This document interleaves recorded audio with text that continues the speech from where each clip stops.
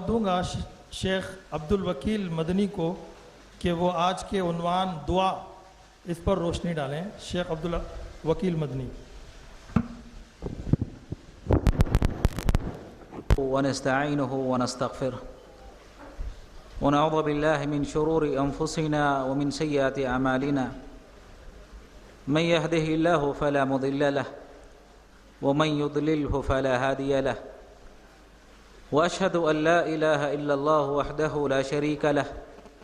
وأشهد أن محمدا عبده ورسوله أعوذ بالله السميع العليم من الشيطان الرجيم من حمزه ونفخه ونفثه وقال ربكم ادعوني استجب لكم ان الذين يستكبرون عن عبادتي سيدخلون جهنم داخرين۔ برادران اسلام، نوجوانان ملت، دینی بہنوں، مجالس رمضان میں سے آج کی یہ پہلی مجلس ہے۔ اس مجلس کا جو عنوان ہے دعا مومن کا ایک ہتھیار ہے، اس عنوان کے تعلق سے مجھے 3 نکات آپ کے سامنے پیش کرنے ہیں۔ سب سے پہلا نقطہ دعا کے آداب کے تعلق سے ہے، اور دوسرا نقطہ ہے وہ اماکن، وہ جگہیں، وہ اوقات یا وہ حالتیں جن حالتوں میں اللہ تعالیٰ مسلمانوں کی دعا کو قبول کرتے ہیں، اور تیسرا اور آخری نقطہ اس محفل میں وہ چیزیں جو دعا کی قبولیت میں رکاوٹ بنتی ہیں۔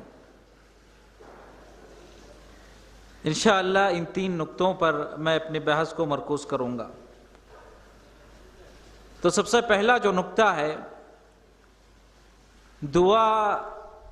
جب کوئی مسلمان اللہ تعالیٰ سے کرتا ہے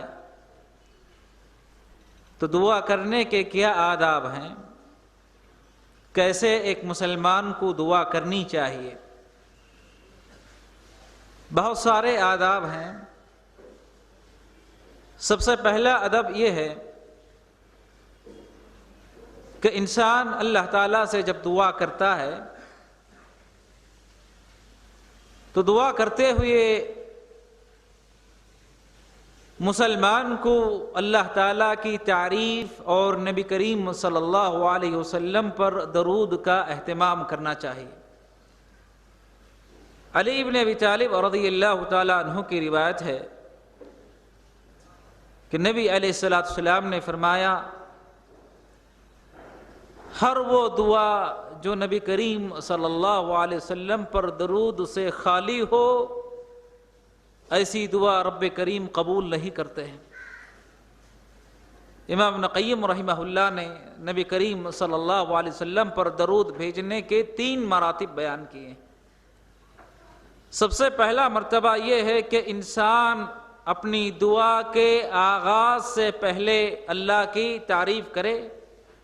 اور جناب محمد الرسول اللہ صلی اللہ علیہ وسلم پر درود بھیجے۔ دوسرا مرتبہ یہ ہے کہ انسان دعا سے پہلے اور دعا کے اخیر میں نبی کریم صلی اللہ علیہ وسلم پر درود کا اہتمام کرے اور درمیان میں اپنی جو حاجت اور ضرورت ہے اس کو پیش کرے۔ اور تیسرا مرتبہ یہ ہے کہ دعا سے پہلے اور دعا کے درمیان میں اور دعا کے اخیر میں جناب محمد الرسول اللہ صلی اللہ علیہ وسلم پر درود کا اہتمام کرے، اور یہ جو درجہ ہے، یہ جو مرتبہ ہے، سب سے افضل درجہ ہے، سب سے اعلیٰ درجہ ہے کہ انسان دعا کی ابتدا میں، دعا کے درمیان میں اور دعا کے اخیر میں نبی کریم صلی اللہ علیہ وسلم پر درود بھیجنے کا اہتمام کریں۔ دعا کے آداب میں سے دوسرا ادب شریعت نے یہ بیان کیا کہ انسان ہر حال میں رب کریم سے دعا کا اہتمام کرے۔ بہت سے مسلمان ایسے ہوتے ہیں کہ تنگ دستی میں تو دعا کا اہتمام کر لیتے ہیں، لیکن جب خوشحالی ہوتی ہے، کشادگی ہوتی ہے، تو کشادگی اور خوشحالی میں اللہ کو بھول جاتے ہیں۔ نبی اکرم صلی اللہ علیہ وسلم نے ارشاد فرمایا، اگر تم یہ پسند کرتے ہو، یہ چاہتے ہو کہ اللہ تنگ دستی میں تمہاری دعاؤں کو قبول کرے، تو ایسی صورت میں خوشحالی میں بھی رب سے دعا کا اہتمام کرو۔ خوشحالی میں اور کشادگی میں اپنے رب سے دعائیں کرو، اللہ تنگ دستی میں تمہاری دعاؤں کو قبول کرے گا۔ لہذا مسلمانوں کو ہر حال میں اپنے رب سے دعا کا اہتمام کرنا چاہیے۔ دعا کے آداب میں سے تیسرا ادب یہ ہے کہ مسلمان انسان ہونے کے ناطے بشری کمزوریاں پائی جاتی ہیں، بسا اوقات غصے کی حالت میں ہوتا ہے۔ غصے کی حالت میں انسان اپنے آپ پر، اپنی اولاد پر، اپنے بیوی بچوں پر، اپنے مال پر کہیں دعا کرنے کے بجائے بد دعا نہ کر لے۔ لہذا غصے کی حالت میں انسان کو بد دعا سے بچنا چاہیے۔ نبی کریم صلی اللہ علیہ وسلم کسی سفر میں تھے، حالت سفر میں آپ نے سنا کہ ایک صحابی نے اپنی اونٹ پر بد دعا کر دیا، لعنت بھیج دی۔ نبی کریم صلی اللہ علیہ وسلم نے فرمایا، دعوہا، اس اونٹنی کو الگ کر دو، چھوڑ دو۔ صحابی نے چھوڑ دیا، فَإِنَّهَا مَلْعُونَةٌ، اس لیے کہ اس اونٹنی پر لعنت بھیجی گئی ہے، بد دعا کی گئی ہے۔ اس کے بعد اللہ کے نبی علیہ السلام نے فرمایا، ہر مسلمان کو چاہیے کہ اپنے نفس پر، اپنے اہل و عیال پر، اپنی اولاد پر، اپنے اموال پر بد دعا کرنے سے بچے۔ کہیں ایسا نہ ہو کہ اپنے آپ پر جب بد دعا کر رہا ہے وہ ایسی گھڑی ہو جس گھڑی میں اللہ تعالیٰ بندوں کی دعا کو قبول کرتے ہیں، اگر ایسی گھڑی میں اپنے آپ پر یا اپنے مال، اولاد، اہل پر بد دعا دے دیا تو اللہ تعالیٰ اس کی بد دعا کو قبول کر کے ساری چیزیں تباہ اور برباد اور ہلاک ہو جائیں گے۔ لہذا دعا کرتے ہوئے اپنے غصے پر کنٹرول کرے، کنٹرول میں رکھ کر اپنے آپ پر، اپنے اہل و عیال پر بد دعا کرنے سے بچائے۔ دعا کے آداب میں سے ایک ادب یہ بھی ہے کہ انسان جب دعا کرتا ہے تو نہ ہی اپنی آواز کو انتہائی پست رکھے اور نہ ہی انتہائی اونچی اور بلند آواز سے دعا کرے، بلکہ دعا کرتے ہوئے اپنی آواز کو درمیانے رکھے، ایسے کہ انسان جب تنہائی میں دعا کرتا ہے اپنے آپ کو، اپنے نفس کو سنائے۔ اس کی زبان اور اس کے ہونٹوں میں حرکت ہونی چاہیے، نہ انتہائی اونچی آواز میں دعا کرے اور نہ ہی ایسے کہ ہونٹوں کی حرکت بھی نہ ہو، زبان کی حرکت بھی نہ ہو، بلکہ دل سے انسان جو ہے دعا کر رہا ہے، اس طرح کی دعا نہ کرے۔ شریعت نے دعا کرتے ہوئے ایک ضابطہ یہ بیان کیا کہ انسان اپنے ہونٹوں کو حرکت دے اور زبان کو حرکت دے، آواز نہ انتہائی پست ہو نہ انتہائی اونچی ہو، بلکہ درمیانی آواز میں اپنے رب کو یاد کرے۔ دعا کے آداب میں سے ایک ادب شریعت نے یہ بھی بیان کیا ہے، انسان جب دعا کرتا ہے، دعا کرتے ہوئے انسان کو چاہیے کہ عاجزی کے ساتھ، انکساری کے ساتھ، خشوع اور تضرع کے ساتھ رب کے دربار میں آئے۔ بندہ رب کے دربار میں جتنی عاجزی کے ساتھ، جتنے خشوع کے ساتھ، جتنے ابتہال اور تضرع کے ساتھ رب کے دربار میں آئے گا، اللہ تعالیٰ اتنا زیادہ اس بندے کی دعا کو قبول کرتے ہیں، اس بندے کی دعا کو سنتے ہیں۔ لہذا ابتہال ہو، عاجزی ہو، انکساری ہو، بال پراگندہ اور کپڑے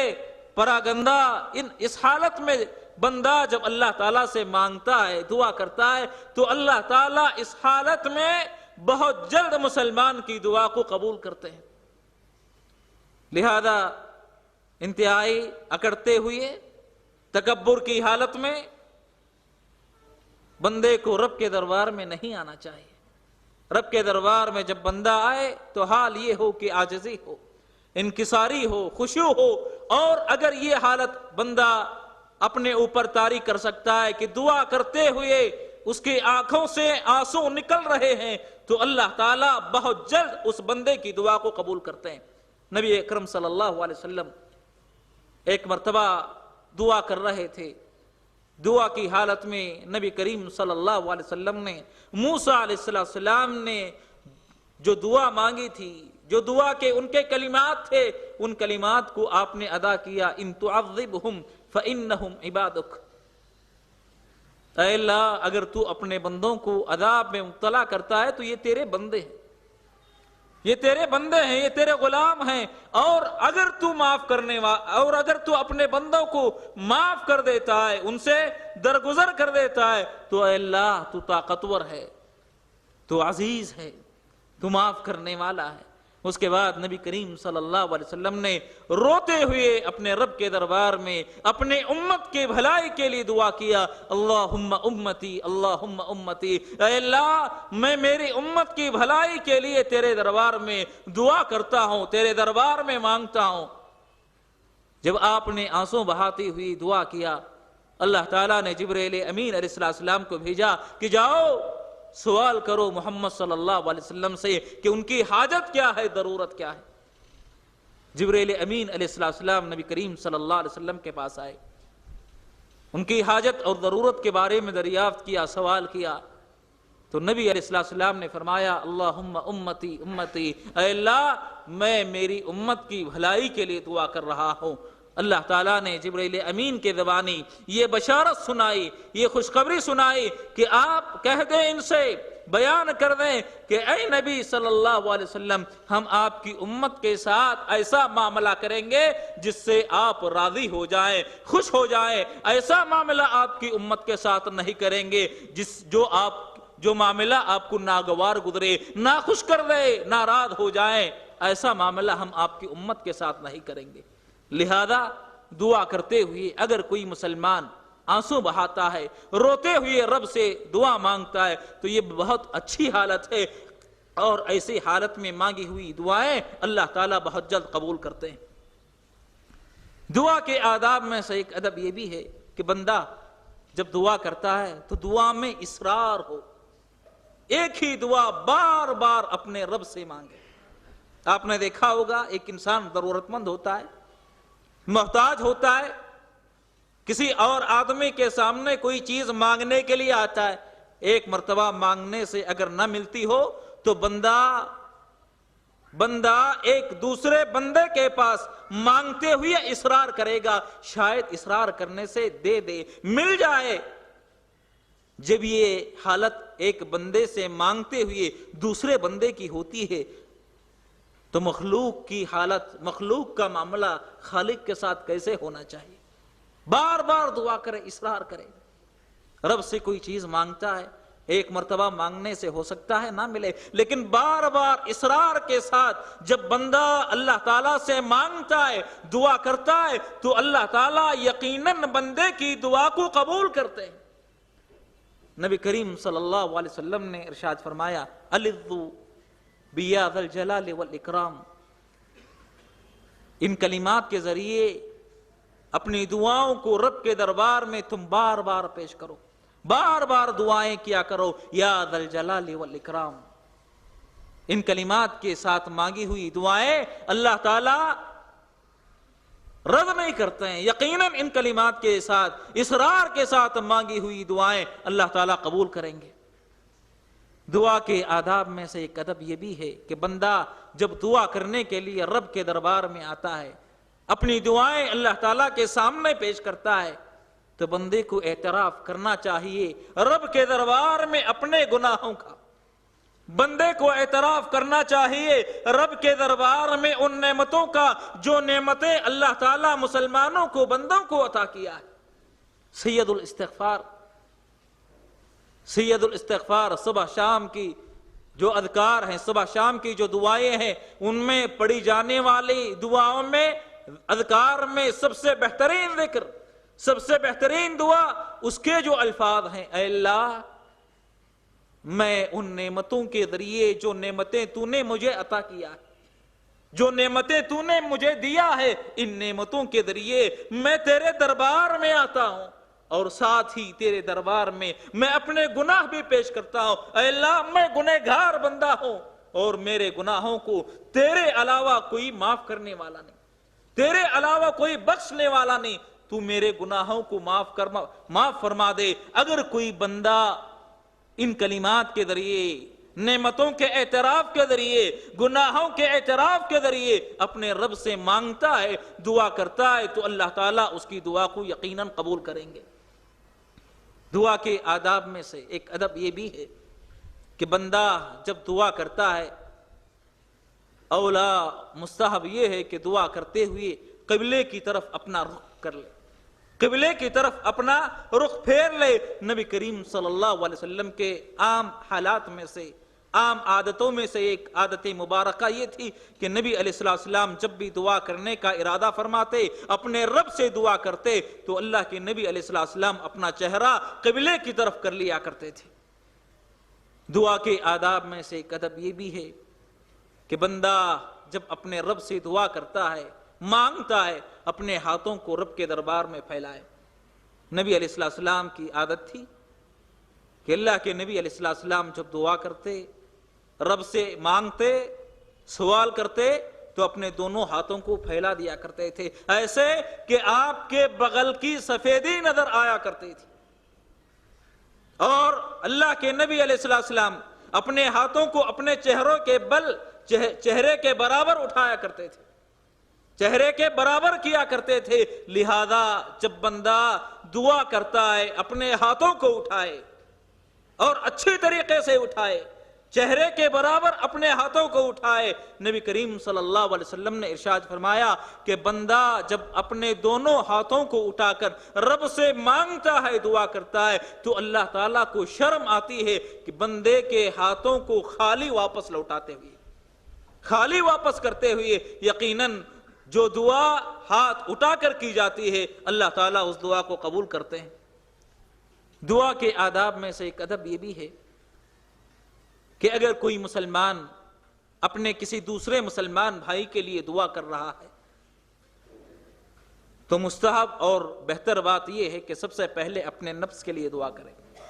اپنے آپ کے لیے دعا کرے، اس کے بعد اپنے دوسرے مسلمان بھائیوں کے لیے دعا کرے۔ نبی کریم صلی اللہ علیہ وسلم جب بھی کسی مسلمان کی بھلائی کے لیے دعا کرتے،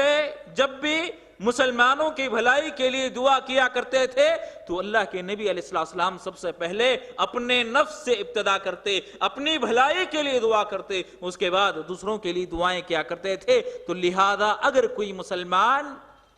کسی مسلمان کے لیے دعا کرتا ہے، تو سب سے پہلے اپنے نفس کے لیے دعا کرے، اس کے بعد دوسرے مسلمانوں کے لیے۔ دعا کے آداب میں سے ایک ادب یہ بھی ہے کہ اللہ تعالیٰ کو دعا میں حد سے زیادہ تجاوز کرنا پسند نہیں ہے، ناپسندیدہ عمل ہے۔ واللہ لا يحب المعتدین، اللہ تعالیٰ دعا میں حد سے زیادہ تجاوز کرنے والوں کو پسند نہیں کرتا۔ دعا میں تجاوز کیا ہے، اس کی ایک مثال نبی کریم صلی اللہ علیہ وسلم کی سنت سے ہمیں ملتی ہے کہ ایک صحابی دعا کر رہے تھے، جنت مانگ رہے تھے، جنت کا سوال کرتے ہوئے، جنت مانگتے ہوئے وہ کہہ رہے تھے کہ اللہ تو مجھے جنت عطا کر،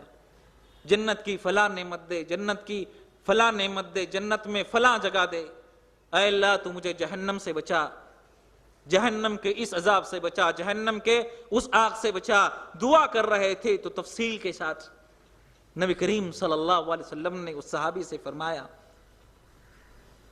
دعا میں اللہ تعالیٰ کو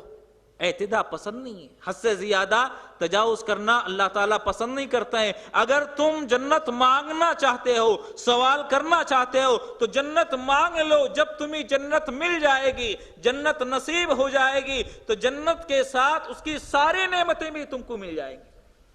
اور اگر اللہ تعالیٰ تم کو جہنم سے بچا دے گا، تو جہنم کے ساتھ اس کے جو سارے عذاب ہیں، جہنم میں جتنے عذاب کی قسمیں ہیں، اللہ تعالیٰ جہنم سے بچانے کے ساتھ ساتھ تم کو جہنم کے عذاب کی ساری قسموں سے بھی بچا لے گا۔ لہذا دعا اتنی ہی کریں جتنی انسان کو ضرورت ہے تجاوز نہ کریں، تفصیلات میں نہ جائیں، جو مانگنا ہے مرکب الفاظ میں، جامع الفاظ میں۔ انبیاء کی دعائیں آپ دیکھ لیں، نبی کریم صلی اللہ علیہ وسلم کی ماثور دعاؤں کا اگر آپ ذرا جائزہ لیتے ہیں تو آپ کو پتا چلے گا کہ انتہائی جامع الفاظ میں نبی کریم صلی اللہ علیہ وسلم دعائیں کیا کرتے تھے۔ دعا کے آداب میں سے ایک ادب یہ بھی ہے کہ اگر کوئی بندہ دعا کرنا چاہتا ہے، رب سے مانگنا چاہتا ہے، تو دعا کی قبولیت میں جو چیزیں آڑ بن سکتی ہیں، رکاوٹ بن سکتی ہیں، ان چیزوں کو دور کر دے۔ وہ کیا چیزیں ہیں؟ آگے ان کا انشاءاللہ تفصیلی ذکر آئے گا، یہاں صرف ایک چیز میں بیان کر دوں گا کہ اگر کسی کا کوئی مال آپ نے ہڑپ کر لیا ہے، کسی کا کوئی حق آپ کے پاس موجود ہے، تو دعا کرنے سے پہلے، رب سے مانگنے سے پہلے آپ اس کا وہ مال، اس کی وہ چیز واپس کر دیں تاکہ اللہ تعالیٰ آپ کی دعا قبول کر سکے۔ ورنہ کسی کا مال آپ نے غصب کر لیا ہے، ہڑپ کر لیا ہے، اس کے بعد آپ رب سے جتنا بھی مانگیں اللہ تعالیٰ آپ کی دعا کو قبول نہیں کرے گا۔ دعا کے آداب میں سے ایک ادب یہ بھی ہے کہ مسلمان جہاں اپنے لیے دعا کرتا ہے، اپنے لیے دعا کرنے کے ساتھ ساتھ اپنے والدین کے لیے ہر حال میں، ہر صورت میں، ہر موقع پر ان کے لیے دعا کیا کرے۔ اور اگر سارے مسلمانوں کے لیے، سارے مومنوں کی بھلائی کے لیے ہر مرتبہ ان کے لیے دعا کرتا ہے تو یہ بڑی اچھی بات ہے۔ نبی کریم صلی اللہ علیہ وسلم کی حدیث ہے کہ آپ نے فرمایا من استغفر للمؤمنین والمؤمنات کتب اللہ لہ بکل مؤمن ومؤمنۃ حسنہ۔ جو آدمی مسلمان مرد، مسلمان عورتوں کی مغفرت کے لیے دعا کرتا ہے، ان کے گناہوں کی بخشش کے لیے اللہ سے مانگتا ہے، تو نبی کریم صلی اللہ علیہ وسلم نے فرمایا اتنا بڑا اجر ہے، اتنا بڑا ثواب ہے، جتنے مسلمان موجود ہیں کائنات میں، جتنے مسلمان کائنات میں پائے جاتے ہیں، چاہے ابھی وہ موجود ہوں، چاہے ان کا انتقال ہو چکا ہو، ہر مسلمان مرد اور عورت کے بدلے میں اللہ تعالیٰ اس کے حق میں ایک ایک نیکی عطا کرے گا، ایک ایک نیکی لکھے گا۔ کیا دنیا کا کوئی مسلمان بتا سکتا ہے کہ کتنے مسلمانوں کا آج تک انتقال ہو چکا ہے؟ کتنے مسلمان اس دنیا سے رخصت ہو چکے ہیں؟ اگر کوئی یہ دعا کر لے اللہم اغفر للمؤمنین والمؤمنات والمسلمین والمسلمات الاحیاء منہم والاموات، اے اللہ مسلمان مرد اور عورتوں کی مغفرت فرما، زندے اور مردوں کی مغفرت فرما، اگر کوئی یہ دعا کر لے کتنا اجر، کتنا ثواب۔ جتنے مومن مرد اور عورتیں پائے جاتے ہیں، چاہے ان کا انتقال ہو چکا ہو، چاہے باحیات ہوں، موجود ہوں دنیا میں، ہر مومن کے بدلے میں اللہ تعالیٰ اس کے حق میں ایک ایک نیکی تحریر کریں گے، ایک ایک نیکی لکھیں گے۔ دعا کے آداب میں سے ایک ادب یہ بھی ہے کہ بندہ جب اللہ کے دربار میں دعا کرتا ہے تو دعا کرتے ہوئے اللہ کے ناموں کا وسیلہ دے۔ اللہ کے ناموں کے وسیلے کے ساتھ جو دعا کی جاتی ہے اللہ یقیناً اس کو قبول کرتے ہیں۔ اور اس کے لیے بہت مشہور واقعہ ہے کہ 3 آدمی ایک غار میں پھنس گئے، اعمال صالحہ کے ذریعے انہوں نے اللہ سے دعا کیا، اور قرآن مجید کی آیت کریمہ ہے وَلِلَّهِ الْأَسْمَاءُ الْحُسْنَى فَادْعُوهُ بِهَا، اللہ تعالیٰ کے بہترین نام ہیں، اچھے نام ہیں، اللہ کے ناموں کے ذریعے تم دعا کرو۔ اور نبی کریم صلی اللہ علیہ وسلم کی حدیث ہے کہ اللہ کے 99 ایسے نام ہیں جو ان کو شمار کرے گا اللہ تعالیٰ اس بندے کو جنت میں داخل کریں گے۔ لہذا اسماء حسنہ کے ذریعے جو بندہ اللہ سے مانگتا ہے، دعا کرتا ہے، تو اللہ تعالیٰ اس کی دعا کو یقیناً قبول کرے گا۔ یہ کچھ آداب تھے دعا کے۔ اب اس موضوع سے متعلق جو دوسرا نکتہ ہے کہ وہ کون سے اوقات ہیں، وہ کون سی حالتیں ہیں، اور وہ کون سی جگہیں ہیں جہاں اللہ تعالیٰ مسلمانوں کی دعا کو قبول کرتے ہیں۔ تو سب سے پہلا وقت جس میں اللہ تعالیٰ مسلمانوں کی دعا کو قبول کرتے ہیں وہ ہے لیلۃ القدر۔ لیلۃ القدر میں جو بندہ اللہ سے دعا کرتا ہے اللہ تعالیٰ اس کی دعا کو یقیناً قبول کریں گے۔ عائشہ صدیقہ رضی اللہ تعالی عنہا نے نبی کریم صلی اللہ علیہ وسلم سے پوچھا اگر میں لیلۃ القدر کو پالوں، لیلۃ القدر کو حاصل کر لوں تو کیا کلمات کیا کلمات میں ادا کروں؟ نبی کریم صلی اللہ علیہ وسلم نے فرمایا اگر تم لیلۃ القدر کو حاصل کر لو تو یہ کلمات اپنی زبان سے ادا کیا کرو، اللہم انک عفو تحب العفو فاعف عنی، اے اللہ تو معاف کرنے والا ہے، معاف کرنے کو پسند کرتا ہے، میرے گناہوں کو معاف فرما دے۔ بڑی بابرکت رات ہے، جو بندہ اس رات میں اللہ تعالیٰ سے دعا کرتا ہے اللہ اس کی دعا کو یقیناً قبول کریں گے۔ اور دعا کے اوقات میں سے جن میں اللہ تعالیٰ بندے کی دعا کو قبول کرتے ہیں ایک وقت وہ ہے رات کا آخری حصہ، رات کا آخری پہر۔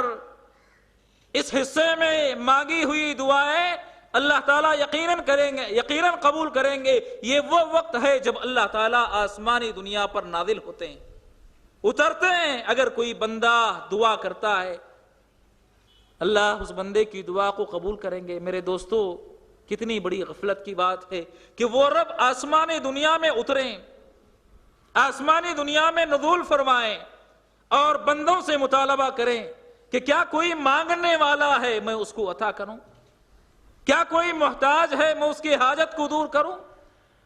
کیا کوئی اپنے گناہوں کی بخشش طلب کرنے والا ہے کہ میں اس کے گناہوں کو معاف کروں۔ وہ خالق بندوں سے مطالبہ کرتے ہیں اور یہ بندے ہیں کہ غافل پڑے ہوئے ہیں۔ رات کا آخری حصہ انتہائی اہم ہوتا ہے، اس حصے میں ہر مسلمان کو چاہیے اس حصے کو غنیمت جانے، دعاؤں کا اس حصے میں اہتمام کریں۔ نبی کریم صلی اللہ علیہ وسلم سے سوال کیا گیا، پوچھا گیا اے اللہ کے نبی کہ کس حصے میں، کس وقت میں اللہ تعالیٰ بندے کی دعا کو زیادہ قبول کرتے ہیں؟ تو نبی علیہ السلام نے فرمایا جوف اللیل الاخیر، رات کا آخری حصہ۔ رات کے آخری حصے میں اگر کوئی بندہ اللہ سے مانگتا ہے، اللہ سے دعا کرتا ہے تو اللہ تعالیٰ اس کی دعا کو قبول کریں گے۔ اسی طریقے سے دعا کی قبولیت کے اوقات میں سے ایک وقت یہ بھی ہے فرض نمازوں کے بعد۔ نبی علیہ السلام سے سوال کیا گیا، پوچھا گیا کہ دعا کی قبولیت کے اوقات کون سے ہیں؟ تو اللہ کے نبی علیہ السلام نے ایک وقت یہ بھی گنایا دبر الصلوات المکتوبہ، فرض نمازوں کے بعد اگر کوئی بندہ اللہ سے دعا کرتا ہے تو اللہ تعالیٰ اس کی دعا کو قبول کرے گا۔ فرض نمازوں کے بعد دبر الصلاۃ، اس سے مراد کیا ہے؟ شیخ الاسلام ابن تیمیہ رحمہ اللہ اور ان کے شاگرد رشید امام نقیم رحمہ اللہ فرماتے ہیں کہ دبر الصلاۃ اس سے مراد بندہ جب سلام کے لیے نماز کی حالت میں بیٹھ جاتا ہے، تشہد سے فارغ ہو جاتا ہے اور اس وقت سلام سے پہلے اگر کوئی دعا اللہ تعالیٰ سے مانگ لے، دعا کر لے تو اللہ تعالیٰ اس کی دعا کو قبول کریں گے۔ شیخ الاسلام تیمیہ رحمہ اللہ اس توجیہ کے حق میں دلیل دیتے ہوئے کہتے ہیں دبر الصلاۃ، دبر کہتے ہیں ہر چیز کا وہ حصہ جو اس سے ملا ہوا ہوتا ہے، متصل ہوتا ہے۔ دبر الصلاۃ جب اللہ کے نبی علیہ السلام نے کہا یعنی نماز کا آخری حصہ، تو نماز کا وہ حصہ مراد ہوگا جو نماز سے متصل ہو، نماز سے ملا ہوا ہو۔ نماز سے متصل حصہ وہ ہو سکتا ہے جو سلام سے پہلے ہو، ورنہ انسان سلام پھیر دے تو نماز سے وہ نکل جائے گا، نماز سے وہ فارغ ہو جائے گا۔ لہذا تشہد کے بعد سلام سے پہلے اگر کوئی مومن، کوئی مسلمان دعا کرتا ہے تو اللہ تعالیٰ اس کی دعا کو یقیناً قبول کریں گے۔ بعض علماء نے اس کا مطلب یہ بھی بیان کیا ہے کہ اس سے مراد نماز کے بعد انسان جب سلام سے فارغ ہو جاتا ہے، اگر اس وقت بھی کوئی بندہ اللہ سے دعا کرتا ہے تو اللہ تعالیٰ اس کی دعا کو بھی قبول کریں گے۔ اور اس کے لیے دلیل انہوں نے نبی کریم صلی اللہ علیہ وسلم کے ان احادیث سے لی جن احادیث میں اس بات کا پتہ چلتا ہے کہ اللہ کے نبی علیہ السلام نماز سے فارغ ہونے کے بعد دعا کا اہتمام کیا کرتے تھے۔ تو اگر کوئی بندہ سلام سے پہلے دعا کرتا ہے اور سلام کے بعد بھی دعا کرتا ہے تو اللہ تعالیٰ انشاءاللہ دونوں کی دعاؤں کو قبول کریں گے۔ اسی طریقے سے جن اوقات میں بندے کی دعا قبول ہوتے ہیں اذان اور اقامت کے درمیان، اذان اور اقامت کے درمیان جو بھی بندہ اللہ سے دعا کرتا ہے، اللہ سے مانگتا ہے تو اللہ تعالیٰ اس کی دعا کو قبول کریں گے۔ اسی طریقے سے جن اوقات میں اللہ تعالیٰ بندے کی دعا قبول کرتے ہیں ان میں سے ایک وقت ہے ساعۃ من کل لیل، ہر رات میں اللہ تعالیٰ ایک ایسی گھڑی رکھا ہے، ایک ایسی ساعت رکھا ہے جس گھڑی اللہ تعالیٰ مسلمان کی دعا کو قبول کرتے ہیں۔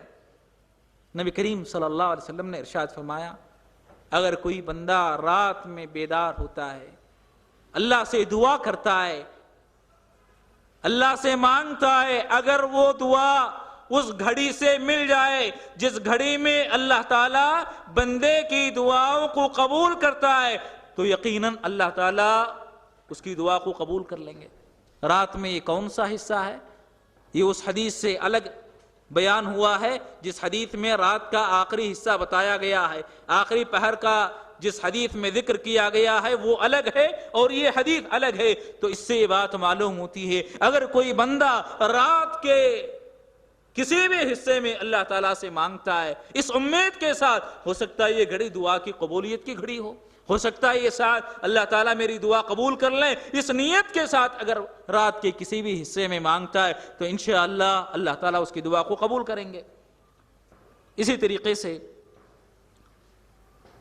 دعا کی قبولیت کے جو اوقات ہیں، ان اوقات میں سے ایک وقت وہ ہے جب نماز کے لیے اقامت ہوتی ہے۔ نماز کے لیے اقامت ہوتی ہے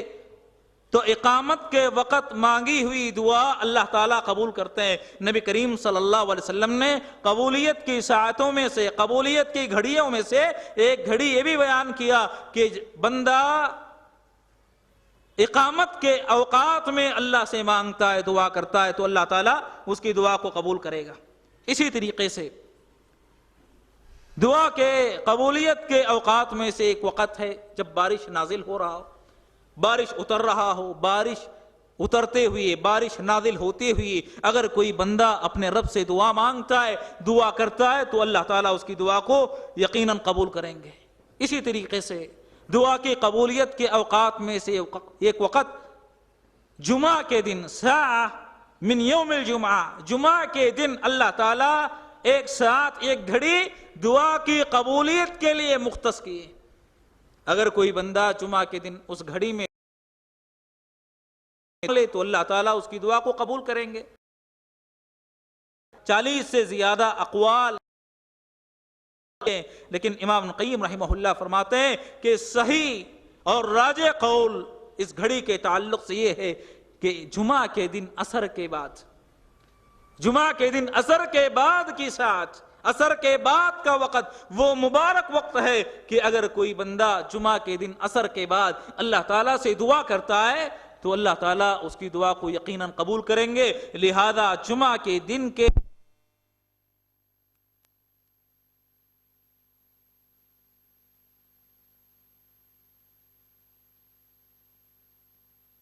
میں سے ایک وقت،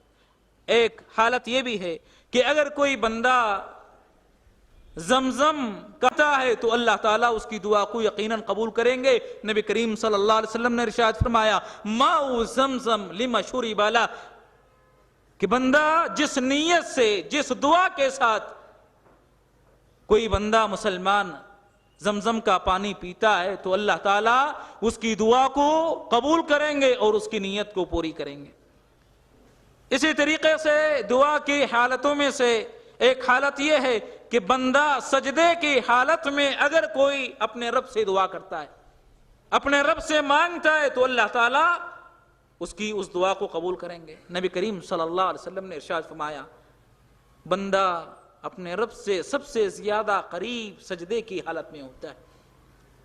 سجدے کی حالت میں اپنے رب سے انتہائی قریب ہوتا ہے۔ لہذا حالت سجدہ میں اپنے رب سے دعا کرنے کی کوشش کرو،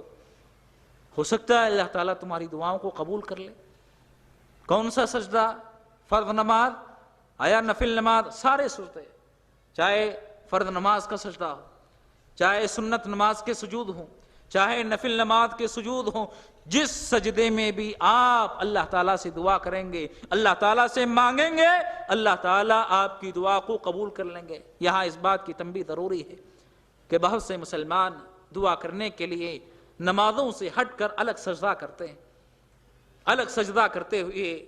دعا کرتے ہیں اور کہتے ہیں کہ اگر ہم سجدے کی اس حالت میں اللہ سے دعا کریں گے تو اللہ تعالیٰ ہماری دعاؤں کو قبول کریں گے۔ میرے محترم مسلمان دوستو، نبی کریم صلی اللہ علیہ وسلم نے جہاں یہ بات بتائی کہ اللہ تعالیٰ سجدے کی حالت میں بندے کی دعا قبول کرتے ہیں، تو اللہ کے نبی علیہ السلام سے کہیں بھی یہ منقول نہیں ہے کہ اللہ کے نبی علیہ السلام نے دعا کے لیے کبھی الگ سے کوئی سجدے کا اہتمام کیا ہو، کوئی الگ سے سجدہ کیا ہو، کہیں بھی منقول نہیں ہے۔ لہذا الگ سے سجدہ کرنا سنت کے خلاف ہے، ہدی نبی کے خلاف ہے۔ الگ سے کوئی سجدہ نہ کریں۔ آپ کو دعا کرنا ہے، فرض نمازوں کی حالت میں دعا کریں، نفل نمازوں میں، سنت نمازوں میں جو سجدے ہوتے ہیں اس میں آپ اللہ سے دعا کریں، اللہ تعالیٰ یقیناً آپ کے دعاؤں کو اس حالت میں قبول کریں گے۔ اور اسی طریقے سے جن حالتوں میں اللہ تعالیٰ بندے کو دعا قبول کرتا ہے، ان حالتوں میں سے ایک حالت یہ بھی ہے کہ جو بھی یونس علیہ السلام کے ان کلمات کے ذریعے اللہ سے مانگتا ہے، اللہ سے دعا کرتا ہے، اللہ اس کی دعا کو قبول کریں گے۔ لا الہ الا انت سبحانک انی کنت من الظالمین، نبی علیہ السلام نے ارشاد فرمایا کوئی بھی بندہ ان کلمات کے ذریعے اپنی دعا اللہ کے سامنے پیش کرے، اللہ کے دربار میں دعا کرے، اللہ یقیناً ان کلمات کے ذریعے مانگی ہوئی دعا کو قبول کریں گے۔ اسی طریقے سے دعا کے قبولیت کے جو حالات ہیں ان میں سے ایک حالت یہ بھی ہے کہ اگر کوئی اسم اعظم کے ذریعے دعا کرتا ہے، اسم اعظم کے ذریعے اگر کوئی دعا کرتا ہے تو اللہ تعالیٰ اس کی دعا کو قبول کریں گے۔ اللہم انی اسألک بأنی اشہد انک انت اللہ لا الہ الا انت الاحد الصمد الذي لم يلد ولم يولد ولم يكن له كفوا احد۔ اگر کوئی ان کلمات کو استعمال کرتے ہوئے اللہ سے دعا مانگتا ہے، دعا کرتا ہے، تو اللہ تعالیٰ اس کی دعا کو قبول کریں گے۔ اسی طریقے سے جن حالتوں میں دعا اللہ تعالیٰ قبول کرتے ہیں، ایک مسلمان کی دعا دوسرے مسلمان کے لیے اس کے پیٹھ کے پیچھے غائبانہ طور پر اگر کوئی مسلمان کسی دوسرے مسلمان کے لیے دعا کرتا ہے، دعا مانگتا ہے، تو اللہ تعالیٰ اس کی دعا کو قبول کریں گے۔ شیخ ابن عثیمین رحمہ اللہ نے یہاں ایک اچھا فائدہ یہ بیان کیا ہے کہ بہت سے مسلمان دعا کا مطالبہ کرتے ہیں اور کہتے ہیں کہ میرے لیے تم دعا کرو۔ اگر کوئی مسلمان بندہ کسی کے مطالبے پر دعا کر رہا ہے تو مطالبے پر کی جانے والی دعا اس حدیث میں شامل نہیں ہوگی، اس حدیث کے مصداق نہیں ہوگی۔ بغیر مطالبے کے، بغیر درخواست کے آپ نے کسی دوسرے مسلمان کے لیے دعا کر لیا، کسی نے مطالبہ نہیں کیا، درخواست نہیں کیا، بغیر درخواست کے، بغیر مطالبے کے اگر کوئی مسلمان کسی دوسرے مسلمان کے لیے دعا کرتا ہے تو تب وہ اس حدیث کے مستحق ہوگا، اس حدیث میں شامل ہوگا اور اللہ تعالیٰ اس کی دعا کو یقیناً قبول کرے گا۔ نبی کریم صلی اللہ علیہ وسلم نے یہاں یہ بشارت بھی بیان کی کہ کوئی مسلمان بندہ دوسرے مسلمان کے لیے دعا کرتا ہے تو جہاں دعا قبول ہوگی وہی ایک فرشتہ دعا کرنے والے کے لیے کہتا ہے کہ تم نے دوسرے مسلمان کے لیے جو دعا کی ہے، جو دعا کے کلمات ادا کیے ہیں، اللہ تعالیٰ اتنا ہی تم کو عطا کرے، اتنا ہی اللہ تعالیٰ تم کو بھی دے دے۔ تو یہ بڑی بڑی عظیم بشارت ہے۔ مسلمانوں کو چاہیے کہ اپنے مسلمان بھائیوں کے لیے ہمیشہ اپنی دعاؤں میں یاد رکھا کریں۔ اسی طریقے سے عرفہ کے دن جو مسلمان دعا کرتا ہے، اللہ تعالیٰ عرفہ کے دن مانگی ہوئی دعا اور خاص طور پر عرفہ میں اللہ تعالیٰ قبول کرتے ہیں۔ اس کے لیے نبی کریم صلی اللہ علیہ وسلم کی احادیث آئی ہے۔ اسی طریقے سے مصیبت کی گھڑی میں، مشکلات اور پریشانیوں میں اگر کوئی مسلمان بندہ ان الفاظ کے ساتھ اللہ تعالیٰ کے سامنے اپنی دعا پیش کرتا ہے تو اللہ تعالیٰ اس کی دعا کو قبول کریں گے۔ اللہم اجرنی فی مصیبتی واخلف لی خیرا منہا۔ اگر ان الفاظ کے ساتھ کوئی مسلمان بندہ اپنی دعا اللہ کے سامنے پیش کرتا ہے تو اللہ تعالیٰ اس کی دعا کو یقیناً قبول کریں گے۔ اسی طریقے سے جن کی دعا قبول ہوتی ہے ان میں سے ایک آدمی وہ ہے مظلوم کی بد دعا۔ مظلوم کی بد دعا اللہ تعالیٰ بہت جلد قبول کرتے ہیں، چاہے مظلوم فاسق ہی کیوں نہ ہو، فاجر کیوں نہ ہو، کافر کیوں نہ ہو۔ اگر کافر ہے، فاسق ہے، فاجر ہے، لیکن مظلوم ہے، بد دعا کر رہا ہے ظالم کے حق میں، اللہ تعالیٰ فاسق ہونے کے باوجود، فاجر ہونے کے باوجود، کافر ہونے کے باوجود اس کی دعا، اس کی بد دعا کو قبول کریں گے۔ لہذا مسلمان کو مظلوم کی بد دعا سے بچنا چاہیے۔ اسی طریقے سے جن لوگوں کی دعائیں قبول ہوتی ہیں ان میں مسافر ہے اور روزہ دار ہے، اور ماں باپ کی دعائیں اپنے اولاد کے حق میں، اور اولاد کی دعائیں ماں باپ کے حق میں، اللہ تعالیٰ ان تمام لوگوں کی دعاؤں کو قبول کرتا ہے۔ مسافر حالت سفر میں دعا کر رہا ہے، روزہ دار روزے کی حالت میں دعا کر رہا ہے، اور اسی طریقے سے ماں باپ اپنے اولاد کے حق میں دعائیں کر رہے ہیں، اور اولاد اپنے ماں باپ کے لیے دعائیں کر رہے ہیں، تو اللہ تعالیٰ ان تمام لوگوں کی دعاؤں کو قبول کرتے ہیں۔ یہاں اس بات کی تنبیہ بھی ضروری ہے کہ بہت سے مسلمان یہ سمجھتے ہیں کہ افطار کے وقت جو دعا مانگی جاتی ہے اللہ تعالیٰ اس دعا کو قبول کرتے ہیں۔ اس سلسلے میں جو حدیث آئی ہوئی ہے شیخ البانی رحمہ اللہ نے اس حدیث کو ضعیف قرار دیا ہے، لہذا افطار کے وقت میں خصوصیت کے ساتھ جو دعا کی قبولیت کے تعلق سے حدیث پیش کی جاتی ہے وہ صحیح نہیں ہے۔ البتہ عام روزے دار روزے کی حالت میں، چاہے افطار کے وقت چاہے افطار سے پہلے، کسی بھی وقت اگر روزے دار دعا کرتا ہے تو اللہ تعالیٰ اس کی دعا کو یقیناً قبول کریں گے۔ تو یہ کچھ وہ اماکن تھے، وہ اشخاص اور وہ حالتیں تھیں جن حالتوں میں، جن اشخاص کی، جن اوقات میں اللہ تعالیٰ بندے کی، مسلمان کی دعا کو قبول کرتے ہیں۔ اب آخری نقطے پہ ہم آتے ہیں۔ دعا قبول ہونے کے لیے کون سی چیزیں آڑ بنتی ہیں، رکاوٹ بنتی ہیں، یا کن لوگوں کی دعا اللہ تعالیٰ قبول نہیں کریں گے؟ سب سے پہلی جو چیز دعا کی قبولیت کے لیے آڑ بنتی ہے اور رکاوٹ بنتی ہے، اکل الحرام، حرام کمائی، حرام چیزوں کا استعمال۔ اگر کوئی حرام کمائی کھاتا ہے، حرام طریقے سے کماتا ہے، حرام لباس پہنتا ہے، حرام غذا استعمال کرتا ہے، تو ایسے آدمی کی دعا اللہ تعالیٰ قبول نہیں کریں گے۔ نبی کریم صلی اللہ علیہ وسلم نے ایک ایسے آدمی کا ذکر کیا جو حالت سفر میں ہے، اپنے ہاتھوں کو رب کے دربار میں اٹھاتا ہے، اشعث اکبر، پراگندہ بال، پراگندہ حیت لیے ہوئے اللہ کے دربار میں دعا کر رہا ہے، یا رب یا رب۔ اللہ تعالیٰ کہتے ہیں مطعمہ حرام،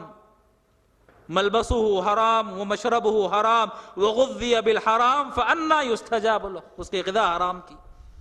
اس کا لباس حرام کا، اس کا کھانا حرام کا، حرام چیزوں کا استعمال کرتے ہوئے وہ پرورش پایا ہے، اللہ اس کی کہاں سے قبول کرے گا؟ آپ یہاں اندازہ لگائیں، دعا کی قبولیت کی 5 اسباب یہاں جمع ہو گئے ہیں۔ ایک تو آدمی مسافر ہے، مسافر کی دعا اللہ قبول کرتے ہیں۔ بندہ اپنے رب کے دربار میں ہاتھ اٹھا رہا ہے، ہاتھ اٹھانے والے شخص کی دعا یقیناً اللہ تعالیٰ قبول کرتے ہیں۔ پراگندہ بال، پراگندہ حیت میں اللہ تعالیٰ سے دعا کر رہا ہے، اس حالت میں مانگی ہوئی دعا اللہ تعالیٰ یقیناً قبول کرتے ہیں۔ اور اللہ کے ناموں کے ذریعے وہ دعا کر رہا ہے، یا رب یا رب، کہ اے میرے پروردگار، اے میرے پروردگار، اور اپنی دعا کو بار بار کر رہا ہے، یا رب یا رب، 1 مرتبہ 2 مرتبہ، بار بار اصرار کے ساتھ اللہ تعالیٰ کے دربار میں دعا کر رہا ہے۔ ان تمام اسباب کے پائے جانے کے باوجود اللہ تعالیٰ اس کی دعا قبول نہیں کریں گے۔ کیوں؟ اس لیے کہ اس کی پرورش حرام مال سے ہوئی ہے، حرام لباس وہ استعمال کرتا ہے، حرام غذا کا وہ استعمال کرتا ہے۔ اللہ تعالیٰ اسی شخص کی دعا قبول نہیں کریں گے، لہذا انسان کو بچنا چاہیے حرام چیزوں سے اور حرام غذا سے، اپنے آپ کو بچانا چاہیے۔ دوسری رکاوٹ جو دعا کی قبولیت کے لیے آڑ بنتی ہے، رکاوٹ بنتی ہے، الاستعجال،